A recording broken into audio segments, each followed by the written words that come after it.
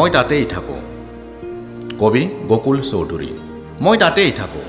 জীৱন উদযাপনৰ আলিবাট য'ত প্ৰতিক্ষণত ৰুদ্ধ হয়, জীয়াই থকাৰ মাদকতা য'ত প্ৰতিনিয়ত স্তব্ধ হয়। মই তাতেই থাকোঁ।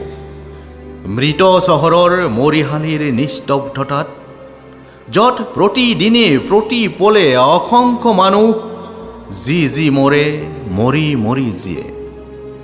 মই তাতেই থাকোঁ। পদপথৰ বহল বুকুত, বিজুলী চাকিৰ তলত, য'ত এজাকে মানুহ ভোকে পিয়াহে লঘনে নীৰৱে নিঃশব্দে শুই থাকে। মই তাতেই থাকোঁ। আনে নোযোৱা আলিবাটৰ কেঁকুৰিত, য'ত এপালে ভোকাটোৰ শিশুৱে বিচাৰি ফুৰে আনে খাই পেলাই দিয়া আধা খোৱা খাদ্য। মই তাতেই থাকোঁ।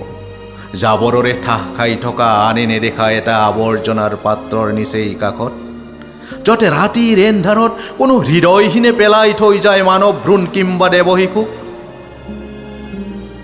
মই তাতেই থাকোঁ।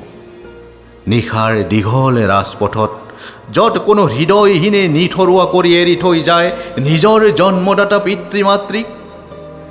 মই তাতেই থাকোঁ। য'ত মই থাকোঁ তাত আপোনালোকে নাথাকে, য'ত মই থাকোঁ তাত মোৰ ঈশ্বৰ নাথাকে।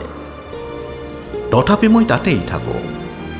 মহানগৰীৰ আভিজাত্যক ভেঙু চালি কৰি ক্ৰমশ নিশেষ হ'ব ধৰা হেজাৰ মানুহৰ আশা আৰু সপোনবোৰৰ মাজত।